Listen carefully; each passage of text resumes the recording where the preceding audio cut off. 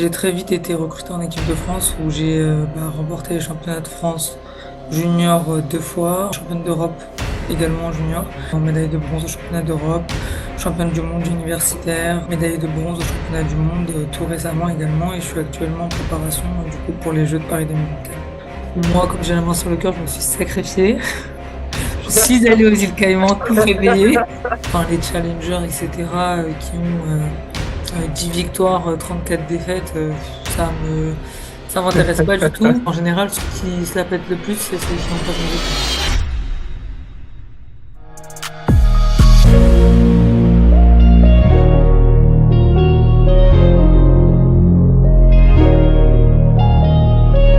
de Hello, hello, l'équipe, comment ça va? C'est JN.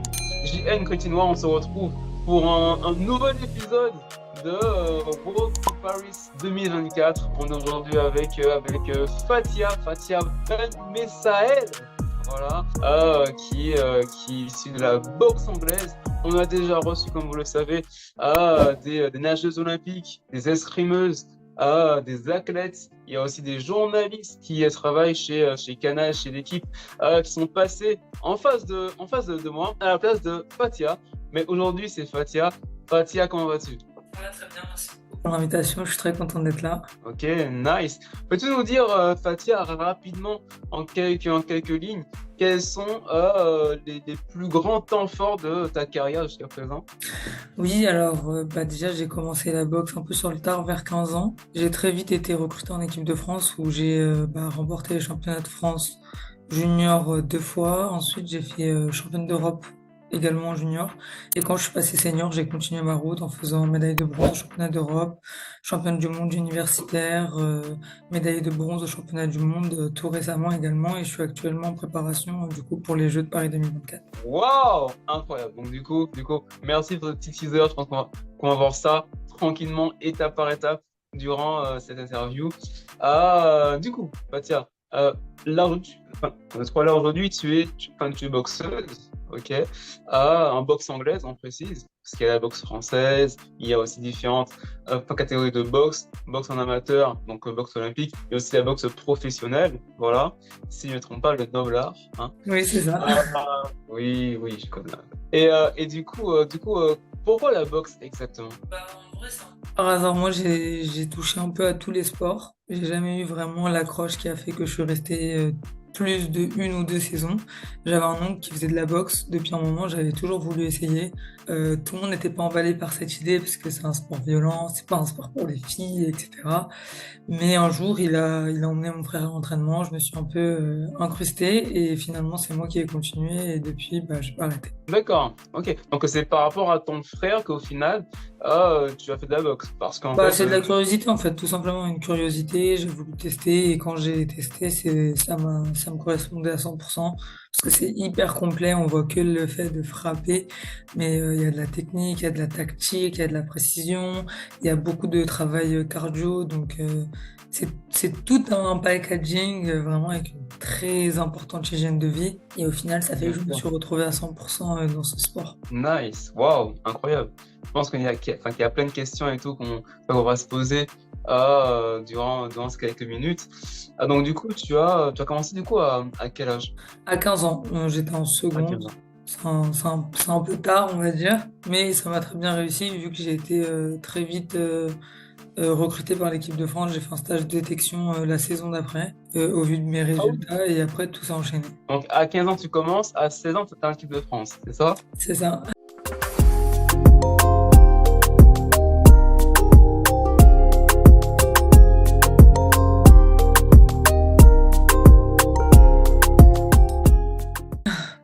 Est-ce que ça, c'est un parcours atypique, s'il vous plaît? Concrètement, comme on dit souvent ici, déjà, on va commencer directement par les bonnes habitudes. Mettez des flammes pour Fatia, s'il vous plaît, dans les commentaires. Et qu'est-ce qui fait que tu t'es démarqué aussi rapidement par rapport aux autres pour Euh, être repéré par l'équipe de France? j'ai été très déterminée et surtout j'avais de grosses capacités physiques, donc j'avais énormément de cardio.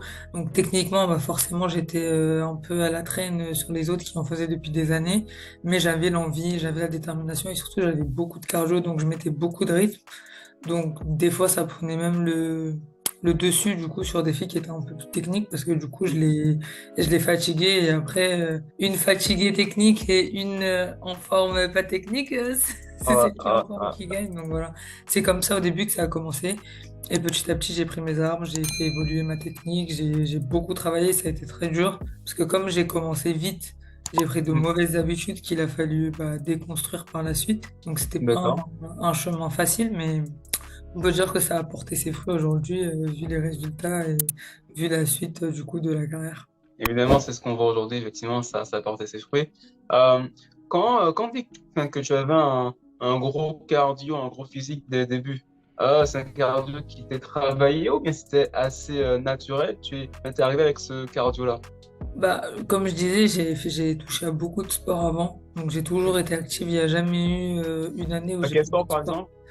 Bah, j'ai fait du rugby, j'ai fait du triathlon, j'ai fait de l'athlétisme, j'ai fait du foot, du hand, j'ai vraiment touché à tout. Ah ouais, quand même. Et donc, du coup, j'ai Incroyable. toujours eu ce bagage sportif. Enfin, j'ai toujours aimé le sport, j'ai toujours aimé courir juste pour le plaisir, etc. Donc, c'est des habitudes que j'avais déjà. Et après, je pense à ça associé à ma détermination, ça a fait un bon mélange. Ok, ok, ok. Wow. Et donc, du coup, pour revenir, donc, à 15 ans, tu commences, à 16 ans, tu es repéré en stage par l'équipe de France de boxe. Ah, ça se passe comment ce stage? C'est quel stage? Pour quelle compétition? Ça se passe comment? Alors, c'est un stage à la fois de détection du coup pour les nouvelles et à la fois un stage de sélection pour les championnats d'Europe pour les membres déjà titulaires de l'équipe. Les Donc moi, juniors? Pardon? C'est pas les mondes juniors. Championnat d'Europe. Oh, Championnat d'Europe junior championnat et cadet. d'Europe, junior, d'accord. Tu vois. Ouais. Donc moi, cette saison-là, j'étais cadette. Parce que les saisons, c'est jusqu'à décembre à international. Donc du coup, j'étais encore cadette. C'était sur l'été l'été qui a suivi l'année où j'ai commencé. Donc je pars en stage sans vraiment trop d'attente. Enfin, pour moi, c'était un peu une colonie un peu sportive, quoi. Sans trop Ouais, je vraiment vois. d'attente. Après, j'avais déjà il y avait des filles du coup d'Île-de-France que je connaissais déjà qui étaient en équipe, donc ça a été beaucoup plus simple. Faut s'intégrer. Et en fait, mes qualités physiques, elles ont tellement été mises en valeur que du coup, on m'a pas détecté pour l'équipe de France. En fait, on m'a sélectionné pour les championnats d'Europe qui arrivaient D'accord. le mois d'après. Donc j'étais très contente, mais en même temps, c'était très effrayant parce que du coup, j'avais pas d'expérience. Je devais avoir 4 ou 5 combats maximum. Wow. Et c'était des combats que j'avais gagnés avant la limite, donc j'avais jamais vraiment fait un combat en entier. Complet. Donc du coup, j'ai été un peu stressée. Et du coup, le stage de préparation qui a suivi, c'était un stage en commun avec l'équipe de France senior, donc D'accord. élite. Et là, ça a été un traumatisme, mais vraiment, parce que j'étais à la ramasse complet techniquement. Ils faisaient des exercices techniques, je comprenais rien. Je me Est-ce qu'il était un retrouvais. peu plus, enfin, comment dire, euh, engagé par rapport à la force, par rapport à la technique, par rapport au Bah, cardio en aussi? fait, ouais, mais comme il y avait des exercices vraiment spécifiquement axés que technique, bah, sur cet exercice-là, bah, j'étais vraiment loin, j'avais vraiment du mal. Et en fait, j'avais du mal à croire que je méritais ma place. Du coup, je me dis toujours, peut-être qu'ils vont se rendre compte qu'ils ont fait une erreur, ils auraient pas dû me prendre. Du coup, c'était Ah, vraiment un stage hyper stressant. Mais à la finalité, du coup, je suis partie au championnat d'Europe. Pas eu trop de chance parce que je suis tombée sur la championne en titre au premier tour. ok. Mais Wow. j'ai fait un bon combat, j'ai fait un très bon combat. C'était très serré, j'ai perdu, mais j'ai beaucoup appris. Et à partir justement de ce combat-là, il y a tout qui a été lancé. J'ai enchaîné les pays à pays, les tournois, les compétitions. Et la saison d'après, du coup, j'ai remporté des championnats d'Europe.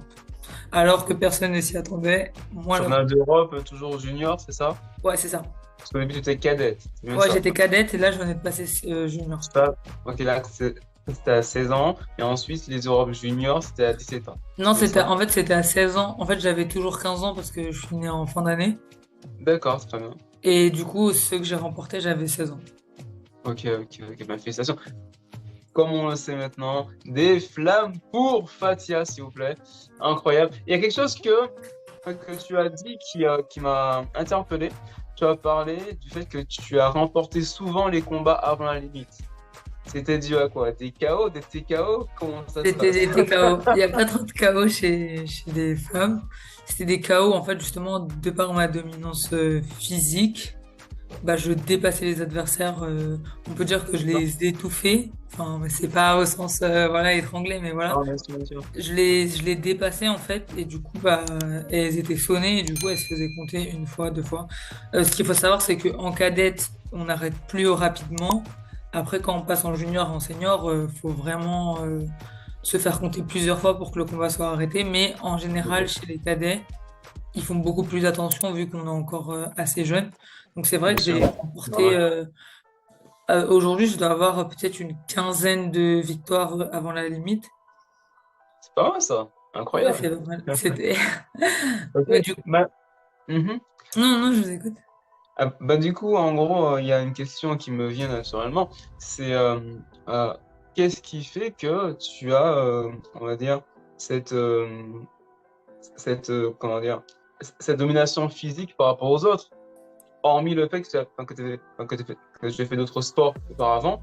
Est-ce que c'est, enfin, c'est par rapport, on va dire, à ta famille? Vous êtes assez grand, assez fort de nature?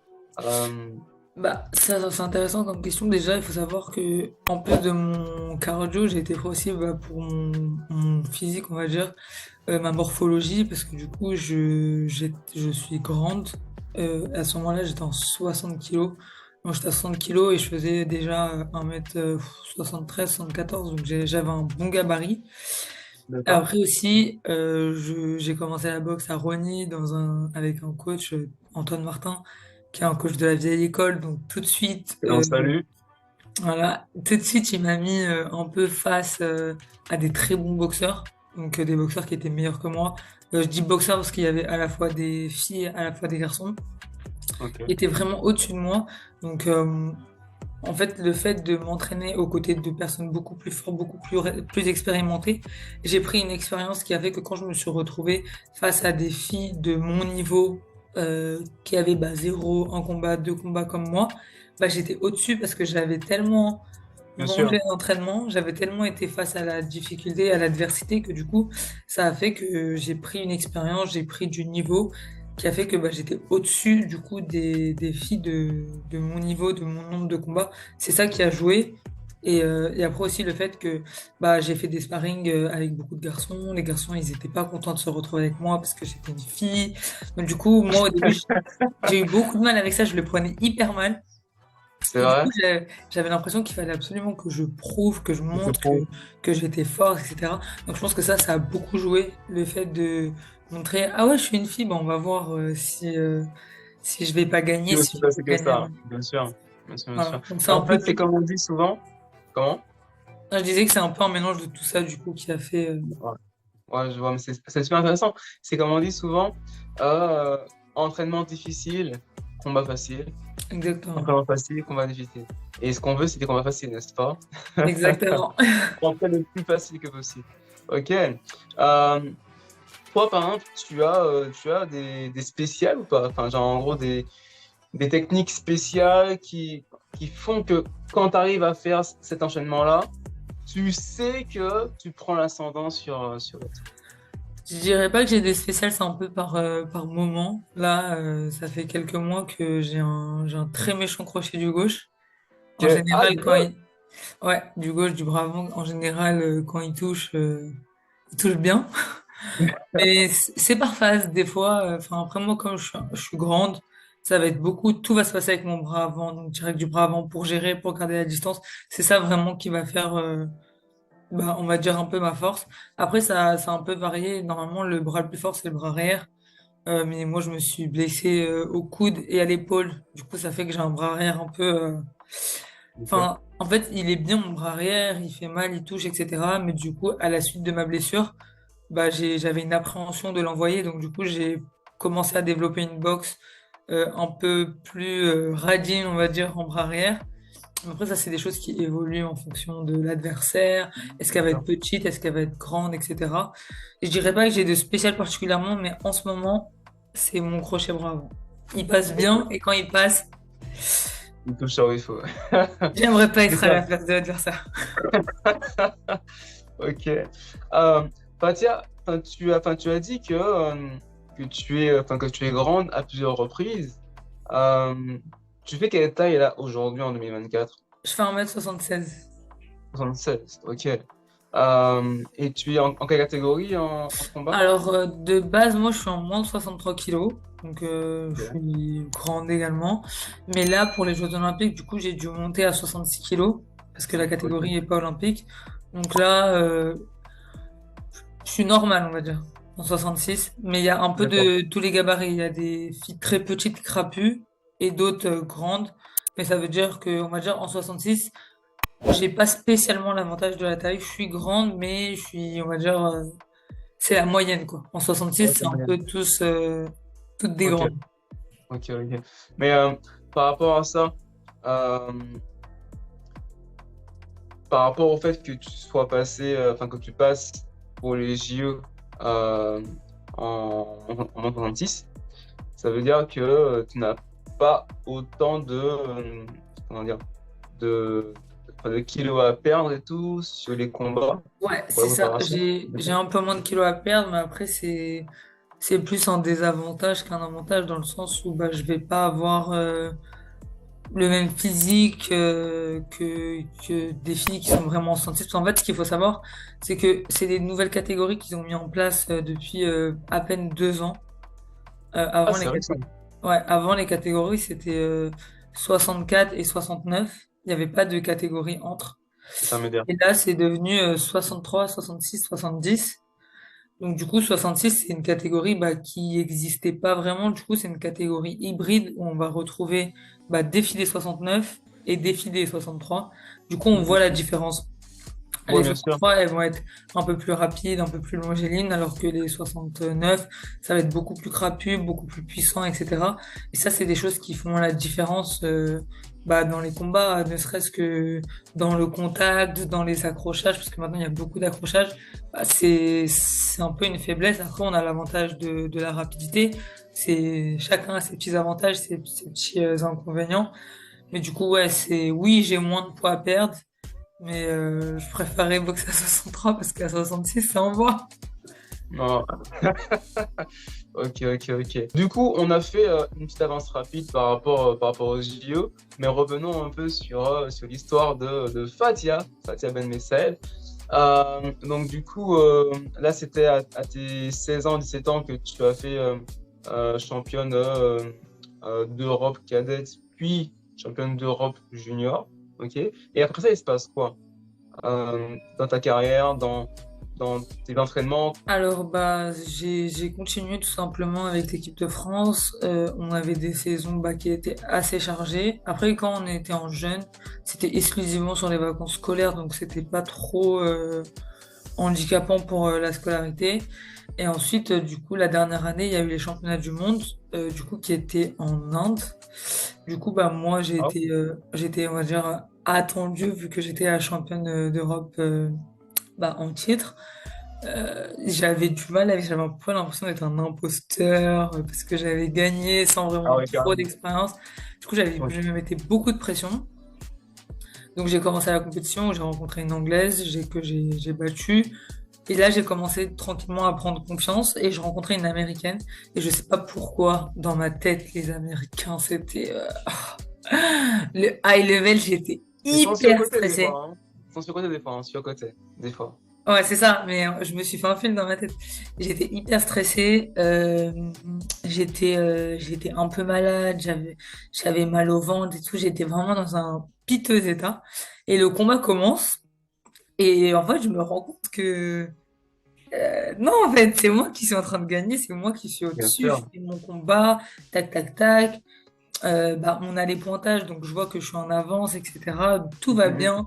J'arrive à la décision sereine, en mode c'est bon, j'ai gagné, je suis pas un imposteur. Et là, euh, décision, enfin, comme on peut en avoir dans la boxe, c'était la première fois que ça m'arrivait de me T'as faire dû. voler. En fait, j'ai remporté le combat, mais après, c'est des choses qui arrivent dans la boxe. Ok. Des mauvaises décisions. En plus, bah, les Américains, la France, bah, nous, la France, c'est pas une nation qui est aidée, bien au contraire. Et après, il y a Mhm. des nations qui sont un peu favorisées, les Américains, chez les filles, les Italiennes, les Russes. les Ah ouais? Indiennes, etc. Voilà, il y a des nations comme ça qui sont un peu valorisées. Et du coup, ça a fait que bah, j'ai eu une décision où j'ai perdu 3-2. Et on se rend compte que la décision, elle est vraiment... Enfin, elle a aucun sens parce que ceux qui me voient gagner, ils me voient gagner les 3 rounds. Ouais, ok. Et ceux qui me voient perdre, ils me voient perdre les 3 rounds.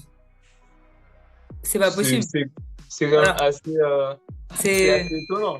c'est ça, ça n'a pas de sens. À la rigueur, il y aurait eu 2-1, 2-1, ok. Enfin, c'était une décision scandaleuse, vraiment. Tout le monde était choqué et tout.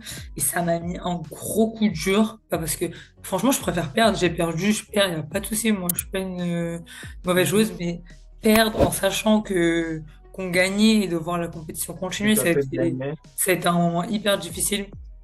J'ai eu beaucoup de mal avec ça. Et à la suite de ça, je suis passée senior. J'ai fait mes premiers championnats. Ensuite, j'ai été envoyée au championnat d'Europe U22 où j'ai fait un résultat. Après, tout s'est un peu goupillé, comme, on va dire, un peu comme prévu. Ok.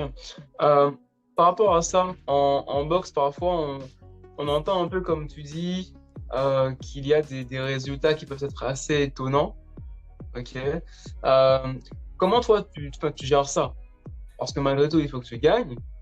Mais en même temps, s'il y a des juges ou alors dans tel pays, on sait qu'il y a telle nation qui seront favorisées par rapport à d'autres, euh, comment tu gères ça avec ton équipe, ton staff?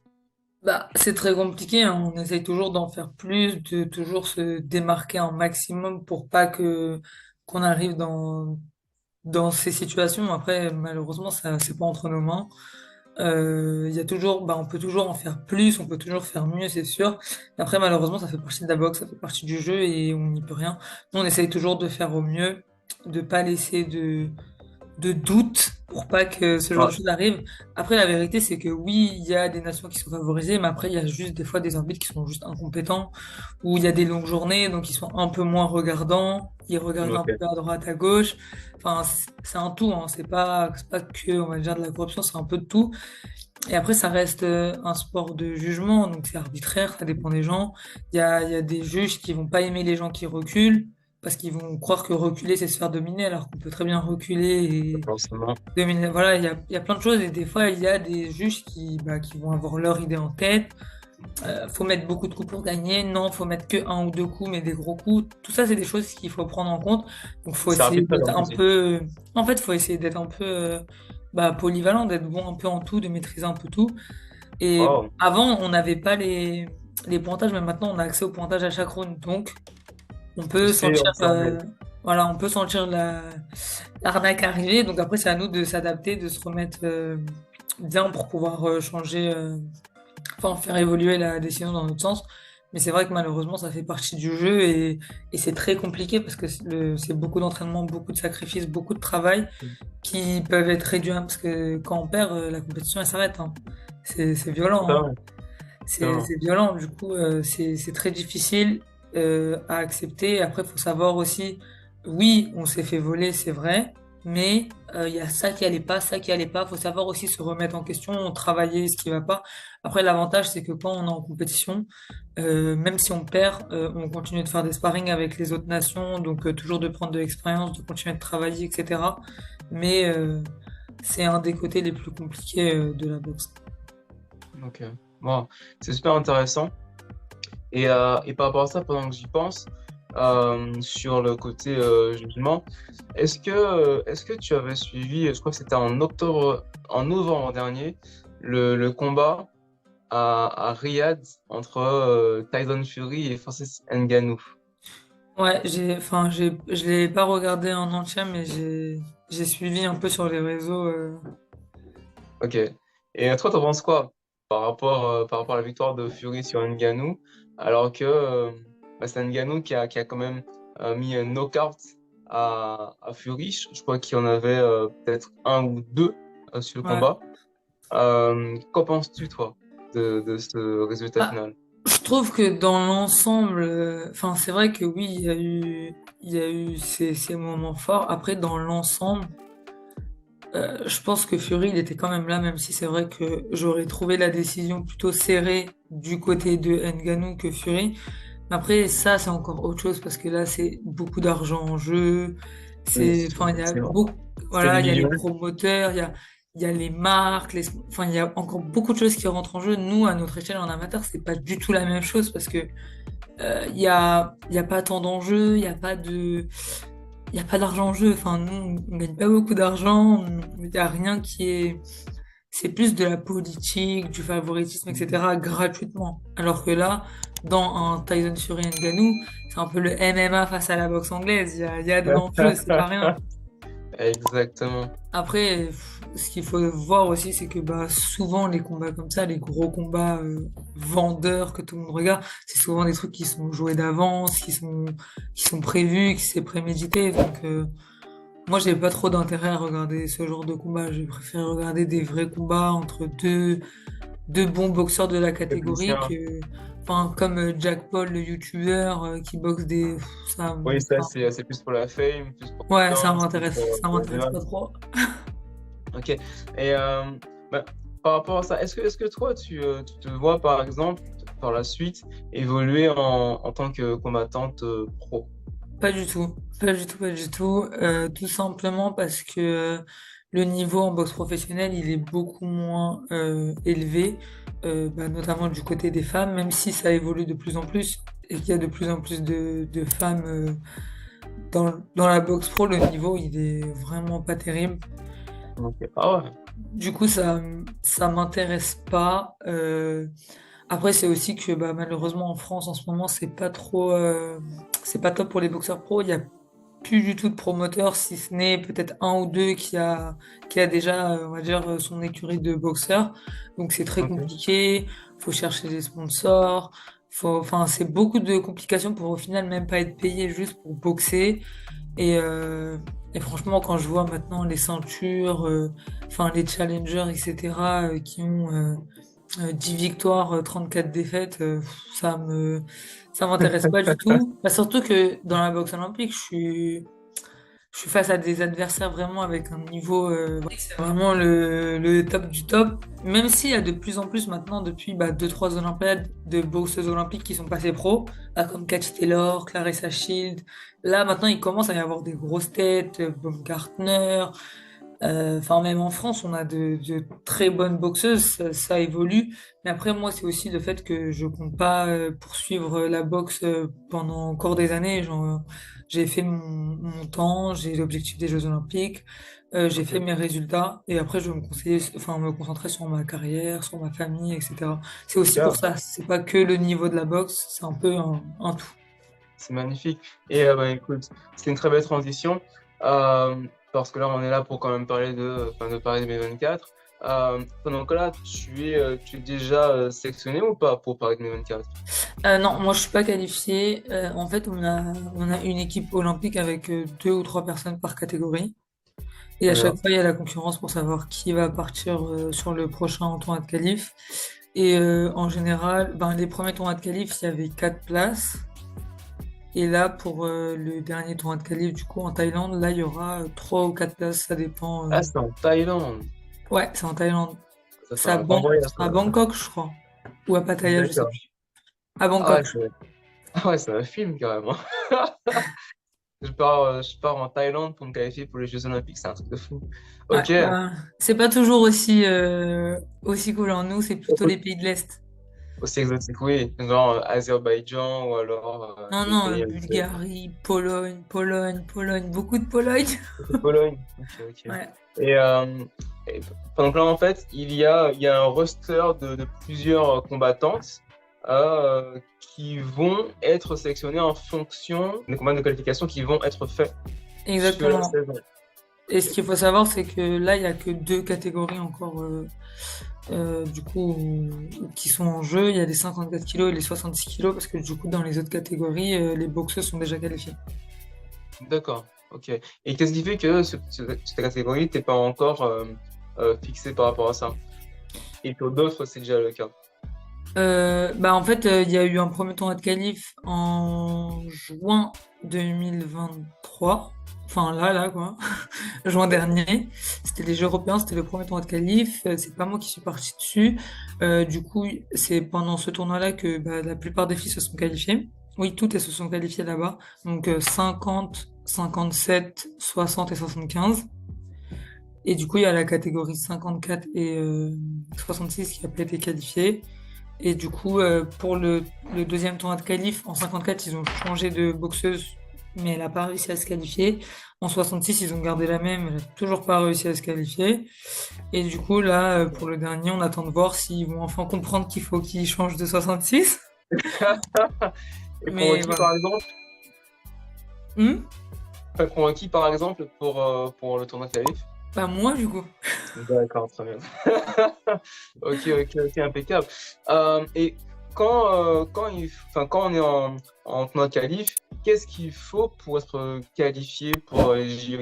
Il faut gagner le tournoi en Non. entier ou alors il Ouais, faut c'est ça que je avoir une disais, place? du coup. C'est ça que je disais, ça dépend des catégories et des tournois parce que, il n'y a pas le même nombre de places dans chaque catégorie. Là, en l'occurrence, pour les 66 kilos, il faut terminer dans les quatre dernières, donc faire demi-finaliste. Ok, Mais après, d'accord. enfin, on ne sait jamais à quel stade ça commence. Ça peut commencer en 32e, en 16e. Il peut y avoir Hum, 3, hum, 4 hum. combats, 2 combats à faire, ça dépend. Et des Ok, fois, il y en a peut-être moins, mais avec des adversaires beaucoup plus qualitatifs. Donc, et ça, malheureusement, on le sait qu'au dernier moment, au moment des tirages. Et les tirages, ça fait tout, hein. ok. Ouais, Rencontrer bien sûr. la boxeuse numéro un au premier tour, c'est pas la même chose. Effectivement. Et donc là, c'est la FFB, Mais, c'est ouais, ça? Qui choisit par sa commission la boxeuse qui va représenter la France sur tel tournoi. C'est ça? exactement. Ok, bah, écoute, on va voir avec la communauté si on peut te soutenir pour que c'est toi qui partes et pas quelqu'un d'autre, hein? Ok. Et ça se passe quand du coup en 2024, ce tournoi de qualif? Alors, le tournoi de qualif, il a lieu là, à la fin du mois. C'est le 24 mai jusqu'à 2-3 juin. Donc là, c'est Ok. très... enfin, ça arrive Ah, vite. c'est une semaine entière quasiment. Ouais, parce qu'en fait, c'est mixte. Il y a les filles et les garçons. Du coup, c'est des grosses journées. Il y a pas mal de combats. Et du coup, après ça, du coup, bah, on aura du coup les qualifiés pour les Jeux qui commenceront à peine 2 mois après. Ok, waouh, ah ouais, ça va s'enchaîner. C'est Ouais, vrai, c'est vrai. Parce que ouais, c'est parce que c'est début ça août. commence fin juillet. Donc, après, ça dépend des catégories. Il y en a qui commencent dès le début, il y en a qui commencent un peu plus tard. Mais ouais. Ok, ok. Ou effectivement, parce qu'en fait, pour moi, début août, c'est par rapport à l'athlétisme. Voilà. Mais c'est vrai que bah, les jeux, c'est un peu plus que l'athlétisme. Ouais, c'est surtout que la boxe, contrairement à beaucoup d'autres sports, ça se passe sur plusieurs journées. C'est Ouais, pas les bien sûr. judokas, par exemple, ils font tout la même journée, ou le lendemain max. Nous, ça peut durer 4 jours, 5 jours, 6 jours. Ouais, ouais, bien sûr, bien sûr. Waouh, c'est super sympa. Euh, et donc, qu'est-ce qui ferait que là, comme ça, là, tu partes à la fin du mois pour la Thaïlande? Ah, là, c'est plus entre mes mains, en fait. C'est eux qui vont faire leur choix par rapport aux différents résultats, aux différents combats, à l'état de forme du moment, etc. Là, malheureusement, on peut plus rien faire. Nous, on a fait tout ce qu'on avait à faire. La décision est dans leurs mains. Après, ça dépend aussi de leurs critères qui évoluent pas mal. Ça change beaucoup. Donc voilà, nous, on essaye de se tenir prêt, de rester motivé, de continuer de travailler. Et après, voilà, on acceptera, de toute façon, on n'a pas le choix. Et voilà.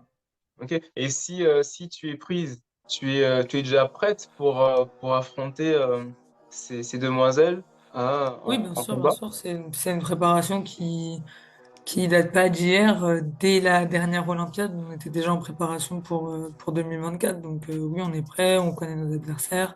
C'est vrai qu'au début, il y a eu le fait que c'était une nouvelle caté, donc on Oui. connaissait pas tout le monde parce qu'on venait pas forcément des mêmes catégories. Mais là, ça fait ouais, 1 ou 2 ans facile que du coup, c'est les mêmes qui tournent.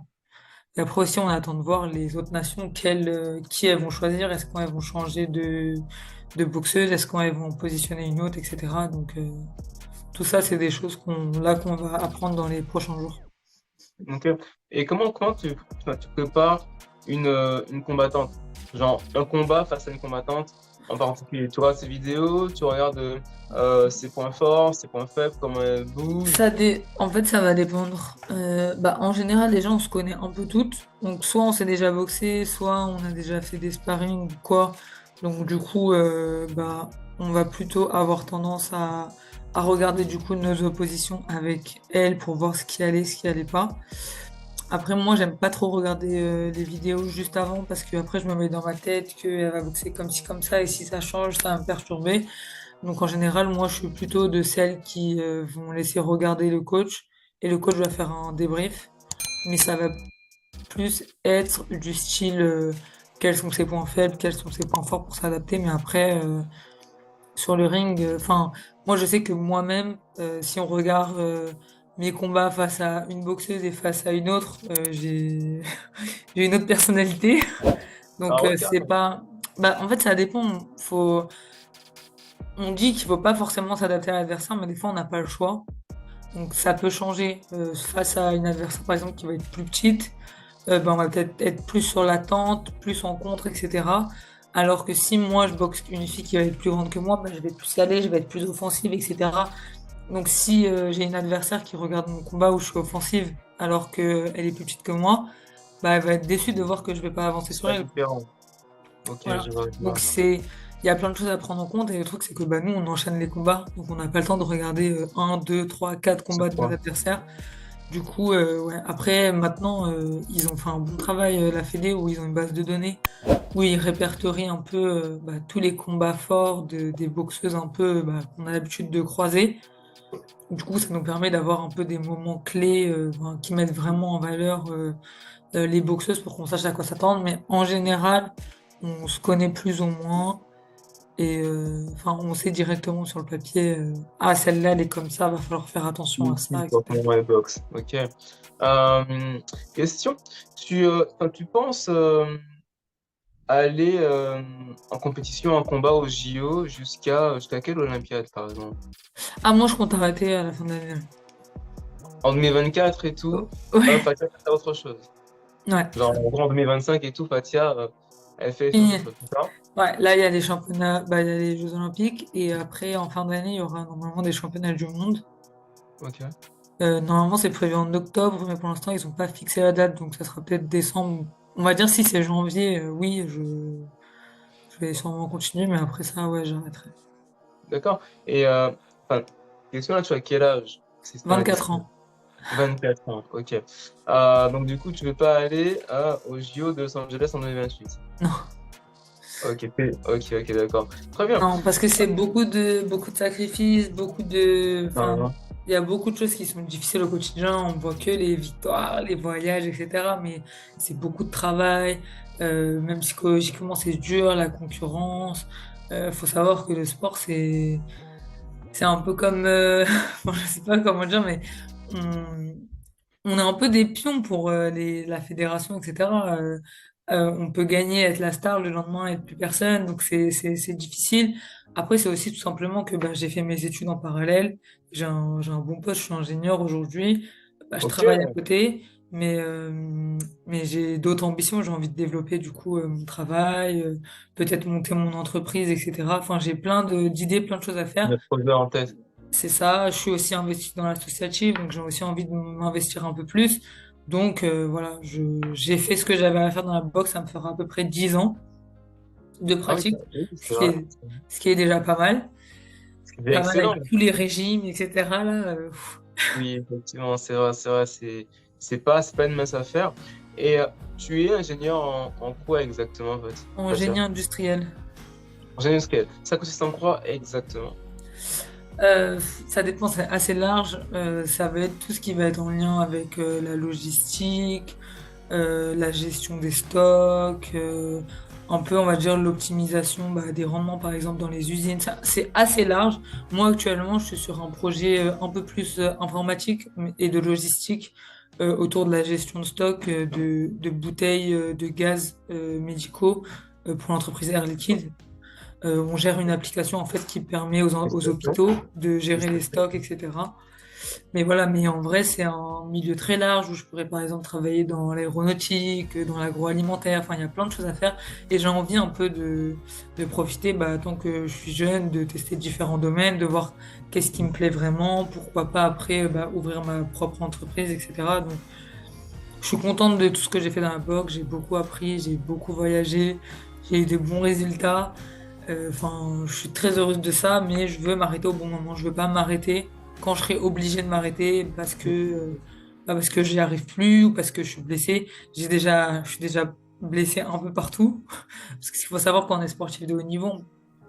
Oui, il faut se soigner, etc. Sauf que, bah, en général, on est en concurrence. Donc, si on s'arrête, il y en a une autre qui va prendre notre place, etc.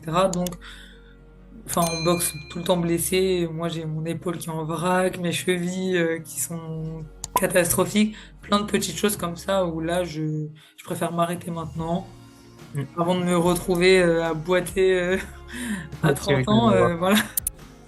Et tu as fait comment pour gérer ce double projet entre ton sport et tes études? Bah, Parce que alors ça, ingénieur, c'est pas rien quand même. ouais, ça a été très difficile, surtout que bah, quand je suis arrivée en terminale, au moment où il faut choisir son orientation, et que je disais que je voulais faire du coup une école d'ingénieur, on m'a beaucoup rayonné, on m'a très vite fait comprendre qu'il fallait que je fasse un choix entre les études, les grandes études et le sport de haut niveau. Moi, j'avais mon idée en tête, je savais ce que je voulais faire ça. Et comme je disais, un peu comme quand je boxais avec les garçons, quand on me dit que je peux pas, on me croit pas, je veux prouver et ça me donne encore plus de détermination. Et du coup, j'ai eu la chance de trouver une école, l'Essier Paris, qui m'a tout de suite, enfin, qui a tout de suite été ouverte à mon parcours. Ce qu'il faut savoir, c'est qu'il y a des aménagements pour les sportifs de haut niveau, mais il y en avait très peu dans ces domaines-là. Il y avait beaucoup, bah, tout ce qui allait être STAPS, BPGEPS, tout ce qui touche au sport. Mais dans ce qui était, bah, je sais pas, ingénierie, architecte, enfin voilà, un peu d'autres métiers, il n'y avait pas d'accompagnement. Là, ça a beaucoup évolué depuis quelques années. Maintenant, il y a des sections haut niveau un peu dans toutes les écoles et c'est super bien.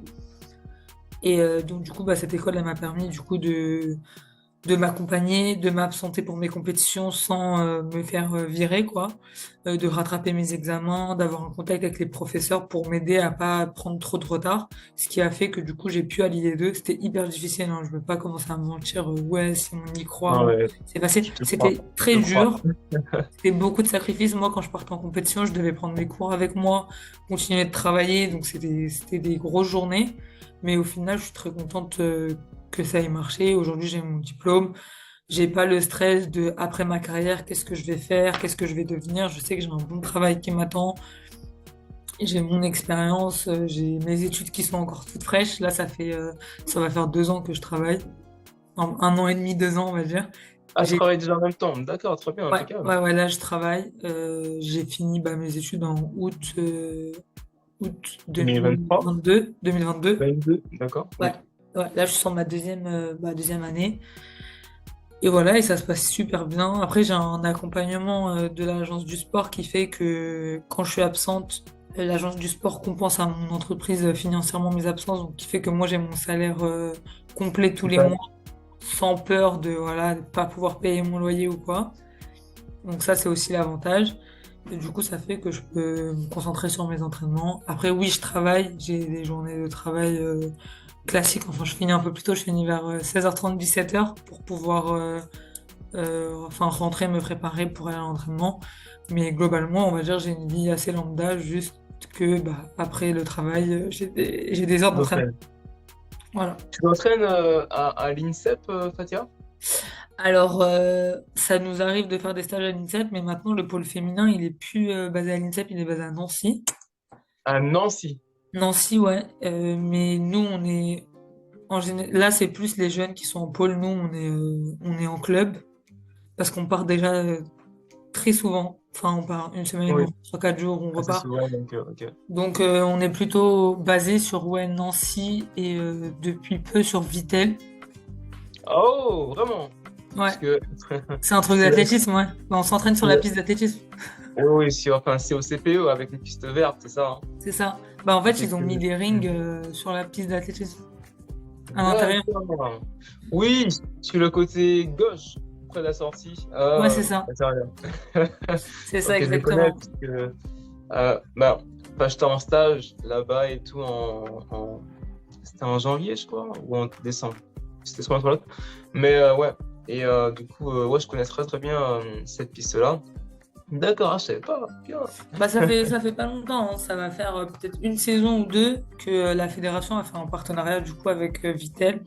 Donc du coup, on part un peu plus souvent là-bas. Après, là, vu qu'on se rapproche des Jeux, c'est beaucoup de stages internationaux.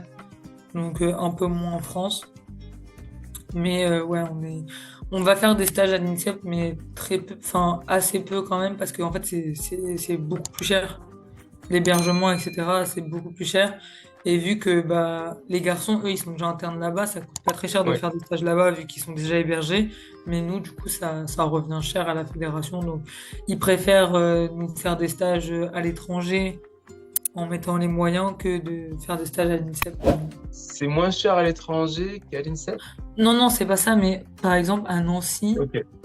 une chambre, c'est à peu près 40-45 € avec le repas, alors qu'à l'INSEP, on est plus sur 90 €. Oui, c'est le double, quoi.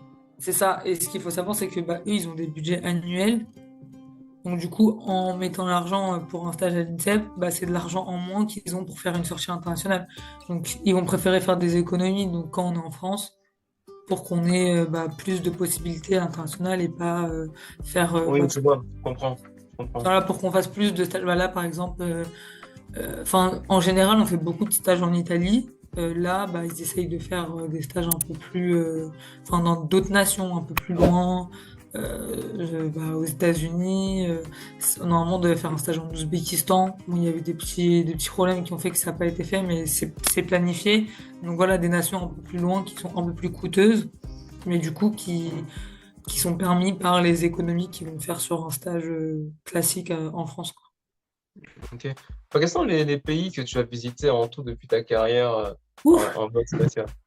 Franchement, j'en ai visité pas mal.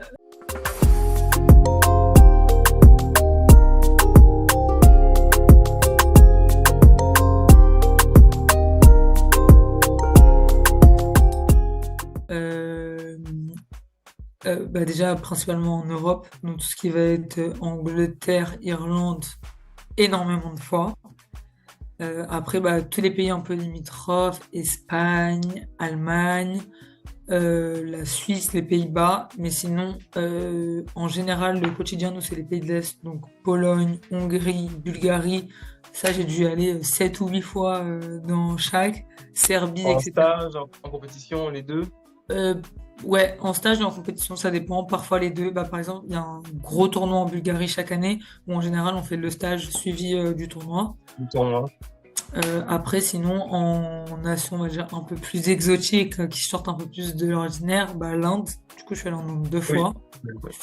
Euh, C'est incroyable.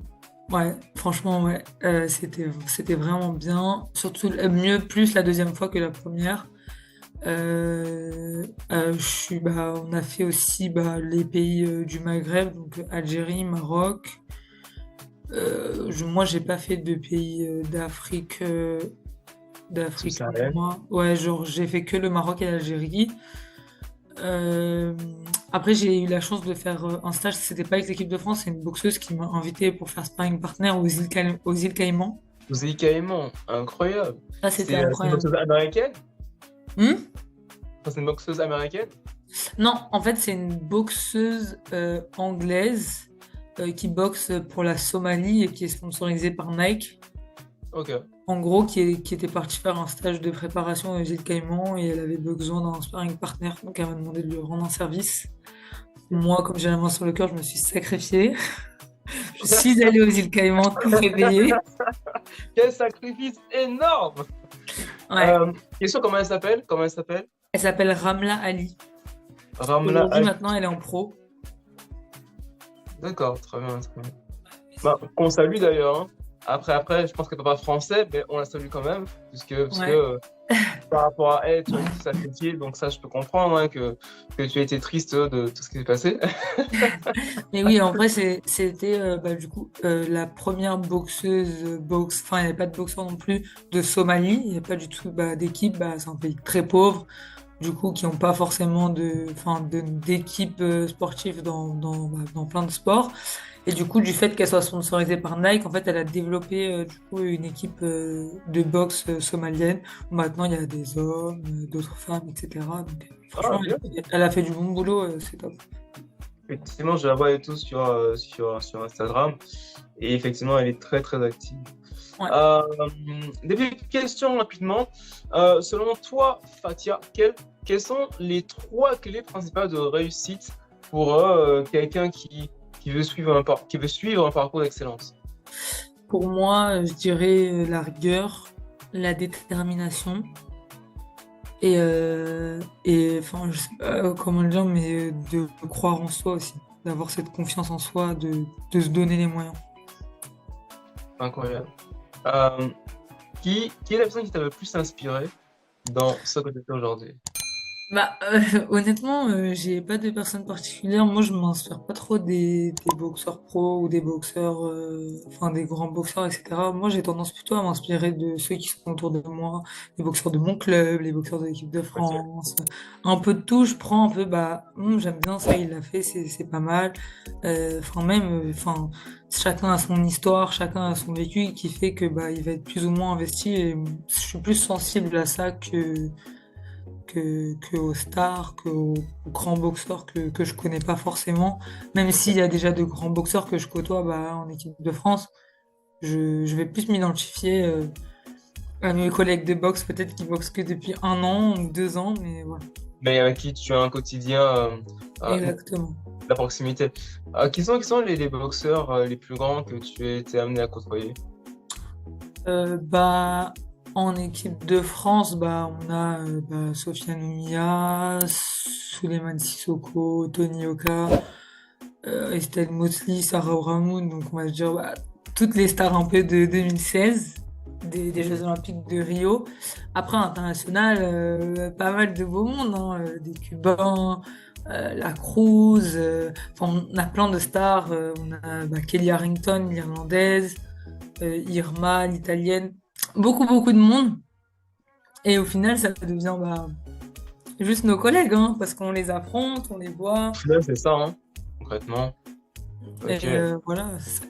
Et franchement, contrairement à ce qu'on pourrait croire, c'est des personnes qui sont très humbles, qui vont être posées, avec qui on peut échanger. Moi, je sais qu'il y a une boxeuse turque en moins de 66, justement, qui est championne olympique, championne du monde, je ne sais combien de fois, championne d'Europe, je ne sais combien de fois. Et c'est quelqu'un qui est très posé, qui va discuter avec toi, qui va te donner des conseils, chaque tournoi, même le petit tournoi dans la petite ville de la petite campagne de je ne sais où, elle va le prendre avec autant d'importance qu'une grande compétition. Donc on a beaucoup de l'image des fanfarons, etc. en boxe, mais c'est une minorité en général. Ceux qui se la pètent le plus, c'est ceux qui n'ont pas de résultats. Les vrais champions, les vrais champions, ils n'ont pas le temps pour ça. Leurs Vrai résultats punchline, en parlent tout d'eux-mêmes. cas. Vrai punchline, en tout cas. Ça, on va la garder. Ok. Quel est l'objet que tu utilises le plus au quotidien? Soit dans le sport ou alors dans le quotidien en général? C'est mon téléphone, hein. Ok, ok. Nice. Quelle est ton application la plus utilisée sur ton téléphone? Je pense que c'est Instagram parce que bah, c'est là que je suis bah, l'actualité aussi bien de boxe que l'actualité du monde. Je regarde pas les informations, je suis tout bah, sur les réseaux. Via les réseaux? C'est ça, on suit bah, les résultats des compétitions, quelques vidéos, etc. Tout se passe sur les réseaux sociaux, principalement Instagram. Après la boxe, c'est beaucoup Facebook, mais Instagram quand même, c'est plus actuel.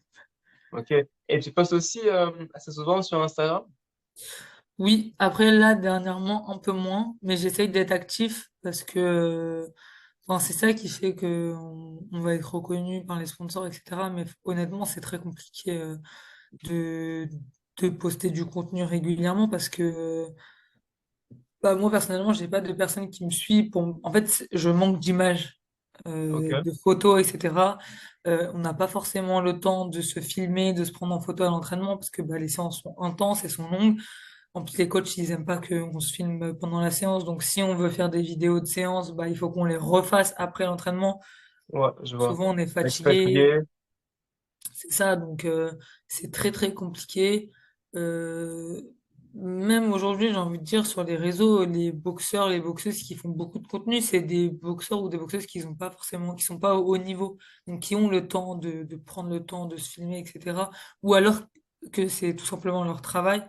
Mais c'est vrai que quand on est en équipe et qu'on se prépare, c'est très compliqué. Ou sinon, faut être très connu. Enfin, comme Estelle, par exemple, elle a un gros staff, elle a beaucoup de sponsors qui fait que du coup, elle peut avoir quelqu'un qui va charger de sa com et qui va la prendre en vidéo pendant ses entraînements, etc. Mais pour nous, on va dire, boxeurs, on va dire un peu classiques de l'équipe de France, c'est très compliqué. Ce qui n'est pas rien quand même, attention, ce qui n'est pas rien, attention. Oui, mais On faut parle dire d'équipe de ça aux France, comment ça sponsors. se passe à ce niveau-là? Après aussi, le truc, c'est que là, comme il y a les jeux et qu'il y a des grosses têtes, KJ Riner, etc., bah, les marques, elles vont avoir tendance à vouloir sponsoriser des grands athlètes qui ont déjà fait leurs preuves que de donner la force à des jeunes athlètes. Et du coup, ça fait que bah, pour nous, c'est très compliqué, sachant que la boxe, c'est pas un sport qui a énormément de moyens, par exemple, comme le judo, ou je sais pas, le foot ou quoi. Du coup, ça fait que bah, nous, c'est compliqué déjà de se dégager un salaire, d'avoir des sponsors, bien se préparer, etc.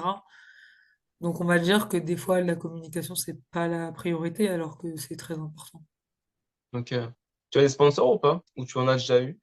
J'en ai déjà eu mais des sponsors ponctuels. J'ai jamais eu un sponsor vraiment sur la durée. Dans l'équipementier, etc., comme Nike, Ouais, comme ça, Zalando, j'avais un Nike. équipementier mais ça c'était un revendeur et ça a pas duré.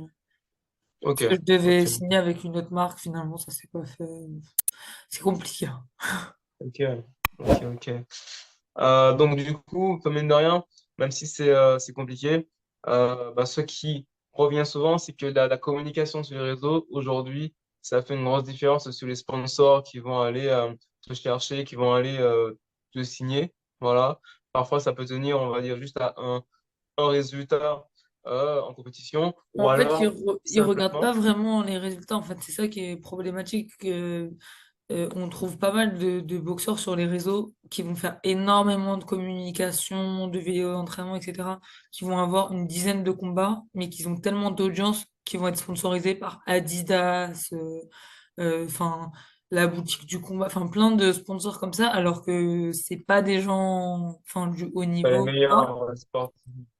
Donc en fait, les marques, elles vont plutôt privilégier ouais, la L'audience. communauté, le nombre d'abonnés, etc. Et c'est dommage parce que c'est au détriment ben, je dis pas des vrais boxeurs parce que c'est également des boxeurs, mais du coup de ceux qui en ont vraiment besoin. Mm, mm, Ça, mm. c'est très dommage. Et surtout, ça crédibilise des boxeurs qui n'ont pas vraiment ce niveau-là et du coup, ça induit un peu en erreur les gens qui vont les soutenir. Mm, mm. Je comprends ce que je veux dire.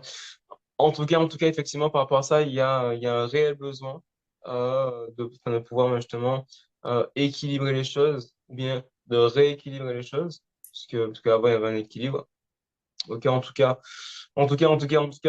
c'est tout ce qu'on espère, hein, que ça puisse aller aussi en faveur des boxeurs qui sont en équipe de France, qui font des sacrifices absolument tous les jours, même avant les combats, par rapport à tout ce qui est à la sèche, les régimes, voilà, les régimes. Si tu devais parler à Fatia qui avait 10 ans aujourd'hui, qu'est-ce que tu aimerais lui dire? J'aimerais lui dire que faut qu'elle croie en elle, qu'elle fasse tout ce qu'elle a envie de faire, même si on lui dit que c'est pas possible. Encore plus si on lui dit que c'est pas possible et que ça payera. Qu'il faut juste pas baisser les bras et voilà. Magnifique. Eh bien, écoutez, c'est un message du coup de Fatia pour vous, hein. Donc, en fait, concrètement, un message qu'on donne à un enfant de 10 ans, plus encore soi-même à 10 ans, c'est un message qui vient forcément du cœur. Donc, c'était un message de fin de Fatia pour vous. Abonnez-vous à Fatia Ben Essaïe, s'il vous plaît. On peut te retrouver sur quel réseau, du coup, sur Instagram, du coup? C'est quoi Ouais, ton Instagram? c'est Fatia-du-bas BNMSL, mais on peut écrire Fatia BNMSL et on trouvera sans Eh ben, problème. on fera en sorte de l'afficher et tout à l'écran. Voilà. Et aussi, abonnez-vous à la chaîne YouTube JN Crétinoir pour avoir justement le podcast suivant, l'interview suivante, ok? Ça se trouve, on aura des personnes qui font de marathon, voilà, puisque tout à l'heure, on va accueillir une invitée qui est sur le marathon, voilà. On va voir tout ça très prochainement. Abonnez-vous à fond. Abonnez-vous aussi à Fatia Mettre des Flammes dans les commentaires pour Fatia. Et s'il y a des questions que vous souhaitez lui poser, bah écoutez, allez-y à fond. S'il le faut, on pourra faire, pourquoi pas, une partie 2 afin de savoir comment s'est passé la fin du mois de mai, hein, parce qu'a priori, il y a un événement assez intéressant. Donc, pourquoi pas faire une partie 2. Si vous voulez une partie 2, dites-le dans les commentaires et on pourra justement rappeler Fatia et organiser une seconde interview ensemble. Ça marche? En tout cas, c'était JN et Fatia pour vous servir tout pour le jeu.